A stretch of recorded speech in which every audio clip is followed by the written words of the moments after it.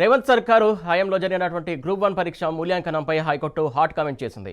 తీర్పుకు సంబంధించి 222 పేజీల ఆర్డర్ కాపీలో హైకోర్టు టీజీపీఎస్సీపై తీవ్ర అసహనం వ్యక్తం చేసింది. తెలంగాణ పబ్లిక్ సర్వీస్ కమిషన్లో పారదర్శకత లోపించిందని పేర్కొంది. 2 సార్లు గ్రూప్ 1 రద్దు అయినా కూడా టీజీపీఎస్సీలో మార్పు రాకపోవడంపై పెదవి విరిచింది. గత అనుభవాలను దృష్టిలో పెట్టుకుని జాగ్రత్తగా పరీక్షలు నిర్వహించాల్సింది పోయి మళ్లీ నిర్లక్ష్యంగా వ్యవహరించారంటూ హైకోర్టు తీవ్ర అసహనం వ్యక్తం చేసింది. టీజీపీఎస్సీ నిర్లక్ష్యం కారణంగా తెలంగాణ నిరుద్యోగులు తీవ్రంగా నష్టపోతున్నారని ఆవేదన చెందింది. రోజుకు 12 గంటల పాటు కోచింగ్ సెంటర్లో యువత కష్టపడుతుంటే టీజీపీఎస్సీ తమ సొంత నియమాలను ఉల్లంఘించడం దారుణమని పేర్కొంది.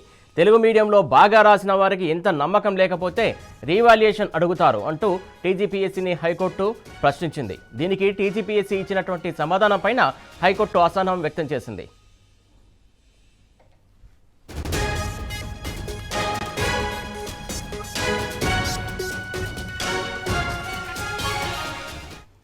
రైట్, ఇదే అంశం సంబంధించి తాజా అప్డేట్స్ అందించడానికి మా క్రైమ్ బ్యూరో చీఫ్ భాస్కర్ సిద్ధంగా ఉన్నారు. భాస్కర్, చెప్పండి. గ్రూప్ 1 పై హైకోర్టు ఇచ్చినటువంటి ఆర్డర్ కాపీ 222 పేజీల కాపీని చూస్తే తెలంగాణ పబ్లిక్ సర్వీస్ కమిషన్ పైన హైకోర్టు ఎంత ఆగ్రహం వ్యక్తం చేసిందో అర్థం చేసుకోవాల్సినటువంటి అవసరం కనిపిస్తోంది.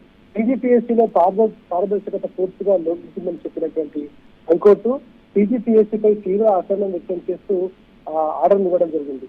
2 సార్లు గ్రూప్ 1 రద్దయినా కూడా టీజీపీఎస్సీలో ఎలాంటి మార్పు రాలేదు.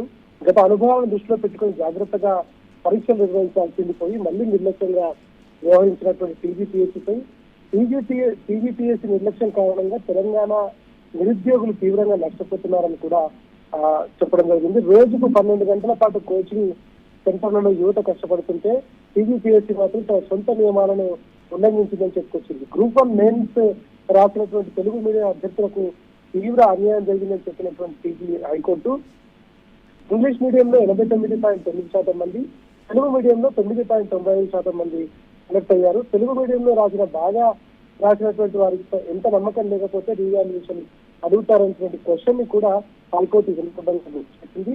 దీనికి టీజీపీఎస్సీ ఇచ్చిన సమాధానం పైన తీవ్రమైనటువంటి అసహనాన్ని వ్యక్తం చేసింది హైకోర్టు. ఆంధ్రప్రదేశ్ లో ఉన్నటువంటి ఏపీపీఎస్సీలో కూడా తెలుగు మీడియం వారు ఇలాగే సెలెక్ట్ అయ్యారా అన్న ప్రశ్న టీజీపీఎస్సీ అడిగి టీజీపీఎస్సీ హైకోర్టు జరిగింది.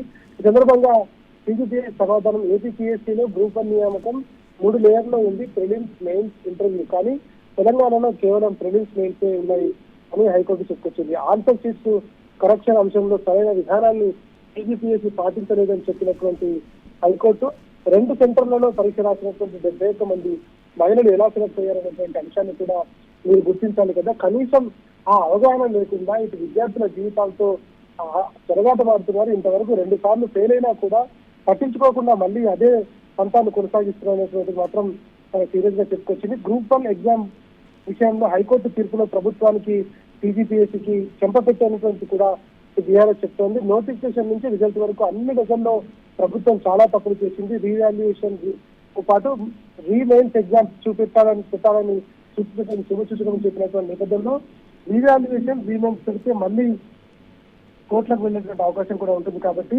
గ్రూప్ 1 ఎగ్జామ్ ఫిలిమ్స్ నుంచి మళ్ళీ మొదటి నుంచి నిర్వహించాలనేటువంటి వాదనను చెప్తుంది. జీవో నంబర్ 29 మృదుగారిలో తెచ్చి మిగతా విద్యార్థులకు కూడా అంటే బీసీఎస్సీ, ఎస్టీ విద్యార్థులకు కూడా అన్యాయం చేశారనేటువంటి చెప్పుకొచ్చారు. మళ్ళీ ఎగ్జామ్స్ నిర్వహిస్తే తప్ప ఇక వీళ్లకు భవిష్యత్తు ఉండేటువంటి పరిస్థితి లేదనేటువంటి ప్రశ్న కనిపిస్తుంది.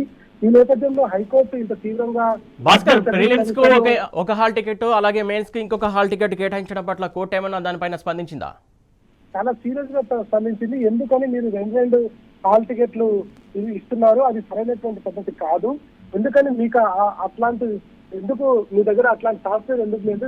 ఒక దగ్గర ఒక హాల్ టికెట్, మరొక దగ్గర మరో హాల్ టికెట్ ఇవ్వడానికి కారణాలు ఏంటి అనేటువంటి కూడా క్వశ్చన్ చేసింది. పూర్తిగా ఇది పబ్లిక్ సర్వీస్ కమిషన్ చేసినటువంటి బ్లండర్ మిస్టేక్ అనేటువంటిది 222 పేజీల్లో చాలా స్పష్టంగా హైకోర్టు పేర్కొనడం జరిగింది. మరోవైపు 20 నెలల కాంగ్రెస్ పాలనలో ఇంతవరకు గ్రూప్ 1 ఎగ్జామ్ నిర్వహించినటువంటి పాపాన పోలేదు. ఒకవేళ గ్రూప్ 1 పూర్తయితేనే గ్రూప్ 2, గ్రూప్ 3కి వెళ్ళేటువంటి అవకాశం ఉంటుంది. కాబట్టి ఇంతవరకు కాంగ్రెస్ ప్రభుత్వం అధికారంలోకి వచ్చిన 20 నెలల కాలంలో ఒక్క గ్రూప్ పోస్ట్ కూడా పడకపోవడం, ఇప్పటికే తీవ్ర ఆగ్రహంతో ఉన్నటువంటి విద్యార్థులు ప్రభుత్వం పైన చాలా సీరియస్ అవుతున్నారు. చాలా పెద్ద ఎత్తున అవినీతి అక్రమాలు జరిగేటువంటి హైకోర్టు ఆ సారాంశాన్ని బట్టి చూస్తే మనకు అర్థమవుతోంది. ప్రభుత్వ ఉద్యోగాలు దాదాపు 600 పైగా ఉన్నటువంటి ప్రభుత్వ ఉద్యోగాలను అన్నుకోవడానికే ప్రభుత్వం ఇట్లాంటి ప్రస్తుత ప్రభుత్వం ఇట్లాంటి వ్యవహారాన్ని కొనసాగిస్తున్నటువంటి చాలా స్పష్టంగా తెలుస్తోంది. ఇప్పటికైనా హైకోర్టు తీర్పుతోనైనా మరి 2 ఏళ్ల కాలం పూర్తి చేసుకున్నటువంటి కాంగ్రెస్ ప్రభుత్వ తీర్పుతోనైనా కనీసం అక్కడ బుద్ధిని మార్చుకుని పబ్లిక్ సర్వీస్ కమిషన్ గా భాస్కర్ తప్పు చేసిన వారిపైన శిక్ష పడాలని చెప్పేసి విద్యార్థి లోకం పెద్ద ఎత్తున నిరసన వ్యక్తం చేస్తుంది, ఖచ్చితంగా డిమాండ్ చేస్తుంది. ప్రధానంగా ఏదైతే మేము తప్పు చేయని నేపథ్యంలో మేము ఎందుకు బాధ అనుభవించాలనేది విద్యార్థి లోకం ప్రశ్నిస్తున్నటువంటి సందర్భం. ఇవాళ గతంలో అనేక ఆరోపణలు బీఆర్ఎస్ పార్టీ పైన చేశారు, కానీ ఎక్కడ కూడా దాన్ని నిరూపించలేదు. ఇవాళ విద్యార్థి లోకం అంతా కూడా నిన్న వివిధ పార్టీలకు సంబంధించినటువంటి నాయకులను కలిసే క్రమంలో బీఆర్ఎస్ వర్కింగ్ ప్రెసిడెంట్లు నందినగర్ నివాసంలో సమావేశమైన సందర్భంలో పూర్తిగా దీనిపైన జ్యుడిషియల్ ఎంక్వైరీ వేయాలని బీఆర్ఎస్ వర్కింగ్ ప్రెసిడెంట్ కేటీఆర్ చెప్పుకొచ్చారు. అంతేకాకుండా దీనికి సంబంధించినటువంటి వ్యవహారంలో ఇవాళ అనేక రకాల అవకతవకలు జరిగాయనేటువంటి చాలా స్పష్టంగా కనిపిస్తుంది. ఎందుకంటే కోటి ఉమెన్స్ కాలేజ్ సంబంధించినటువంటి దాంట్లో కేవలం మహిళలే అక్కడ ఎగ్జామ్ రాయించినటువంటి దాంట్లో అక్కడ చాలా మంది మహిళలు ఉత్తీర్ణులయ్యారు, ఈ ఎగ్జామ్ ను క్వాలిఫై అయ్యారు. దాంట్లో అనేక రకాల అనుమానాలు కనిపిస్తా ఉంది.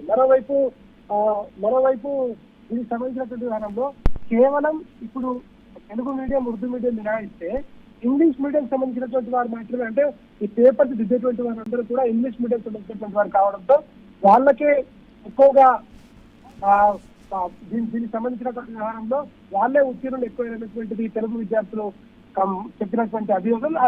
అది నిజంగా కూడా కోర్టు దానికి సంబంధించినటువంటి ఎవిడెన్స్ అన్ని పరిశీలించిన తర్వాత దాన్ని అప్రూవల్ చేసింది. ఇక పూర్తిగా వాళ్ళు చెప్తున్నటువంటి అనుమానాలకు మీరు ఎట్లాంటి నివృత్తిని ఇస్తారని అడిగినటువంటి సందర్భంలో టీజీపీఎస్ సంబంధించినటువంటి న్యాయం కావచ్చు, ప్రభుత్వం తరఫున న్యాయం కావచ్చు తెల్లమొదలు పెట్టినటువంటి ఇవాళ దాదాపు 2 సార్లు అంటే 2 పబ్లిక్ సర్వీస్ కమిషన్ చైర్మన్లు మారినా కూడా ఇంతవరకు ఒక నోటిఫికేషన్ విజయవంతంగా నిర్వహించకపోవడం public service commission utter flop అయింది. రాష్ట్ర ప్రభుత్వం పూర్తిగా ఒక నైవేశ్యంలో కూరుకుపోయిందని. దీంతో పూర్తిగా విద్యార్థులందరూ కూడా రోడ్డెక్కేటటువంటి పరిస్థితి వచ్చింది. అనేక రకాలుగా ఇబ్బందులు పడుతున్నటువంటి నిరుద్యోగ యువకులు రాబోయే రోజులలో పబ్లిక్ సర్వీస్ కమిషన్ పైన పెద్ద ఎత్తున ఉద్యమానికి సిద్ధమయ్యేటువంటి అవకాశం కూడా కనిపిస్తోంది. Thank you Bhaskar.